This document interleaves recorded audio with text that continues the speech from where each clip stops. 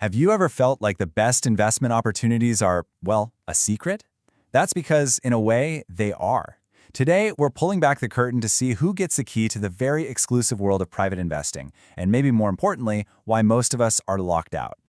I mean, it's a fantastic question, right? You hear these stories about startups before they hit the stock market, making their early investors an absolute fortune. But for the average person, those chances are completely out of reach.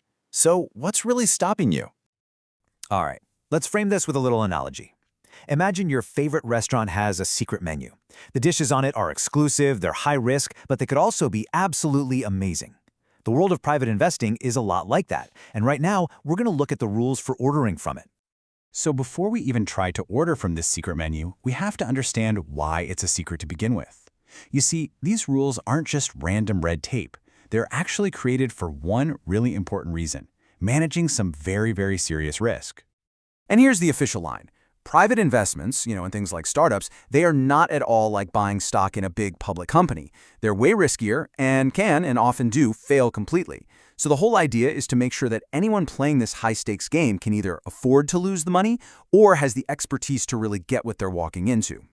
Let's kick things off in the United States, where the road into this exclusive investment club is, for the most part, paved with dollars and cents. In the US, the official golden ticket is called being an accredited investor. It's a legal status defined by the SEC, which is the country's main financial regulator. So, how do you get this fancy title? Well, the first way is a big one. You need a net worth of over $1 million. But, and this is the detail that trips people up, that number excludes the value of your main home. Regulators do not want you betting the house, literally. We're talking $1 million in other stuff, cash, stocks, maybe a vacation property, that you could afford to lose and not end up homeless. Don't have a spare million lying around? Okay, there's another path. Income. You need to have earned over $200,000 by yourself, or $300,000 with your spouse, for each of the last 2 years. And you have to have a reasonable expectation of doing it again this year. It's all about proving consistent, high earnings. Now, it's not all about money, though it mostly is. There are a couple of other ways in. If you're a finance pro with certain licenses, or if you're a key employee at a private investment fund, you can get access too. This is the system's way of acknowledging that some people have the know-how without necessarily having the net worth. And here's a really key point for the US. You can't just raise your hand and say you qualify. You have to prove it. We're talking official documents, like your tax returns, or getting a formal letter from a lawyer or an accountant to verify everything. Now remember this part, because it's a huge difference from what we're about to see. Okay, let's hop across the Atlantic to the United Kingdom, where the philosophy is pretty different. In fact, they don't even use the term accredited investor. Instead, the UK basically gives you two choices. You can be a high net worth individual, which, yeah, is kind of similar to the US system and is based on money, or, and this is a big or, you can be a sophisticated investor, which is based entirely on your professional experience. Let's look at that first path, the high net worth one.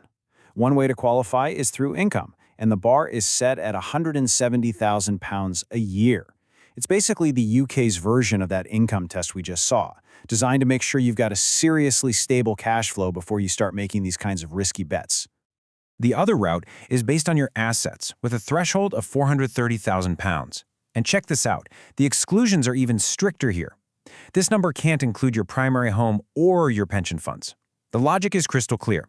They want to see your purely investable wealth, not your retirement nest egg or the roof over your head. But this is where things get really interesting. Path number 2, becoming a sophisticated investor. The process is amazingly simple. You just look at a list of criteria, and if you need just one of them, you can self-certify. That's it. No letters from lawyers, no tax returns needed. You just sign a form saying you get the risks and you meet the standard. So, what does it take to be sophisticated in the eyes of the UK government? It's all about real-world, hands-on experience. Have you been a director of a pretty big company? Are you already part of an angel investor group? Have you already made a couple of these types of private investments before?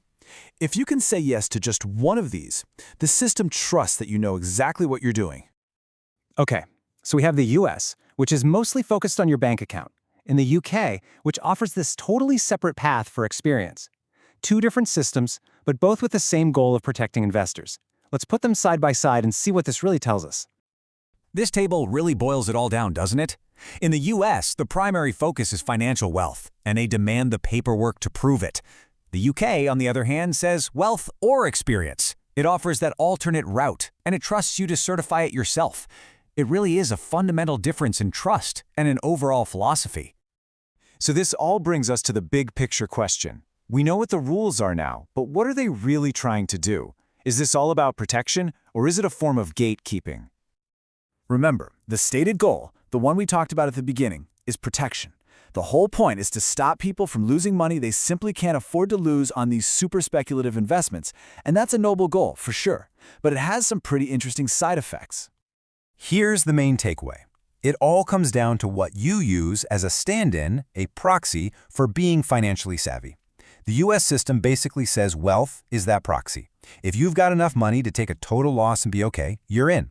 The UK says, sure, wealth works, but it adds a second, equally valid proxy, experience.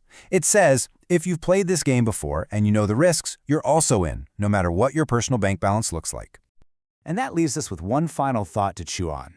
By setting these high bars, especially the financial ones, are these rules really succeeding in protecting everyday people? Or are they unintentionally gatekeeping some of the most profitable investment opportunities out there, reserving that secret menu only for those who are already wealthy or well-connected? It's definitely something to think about.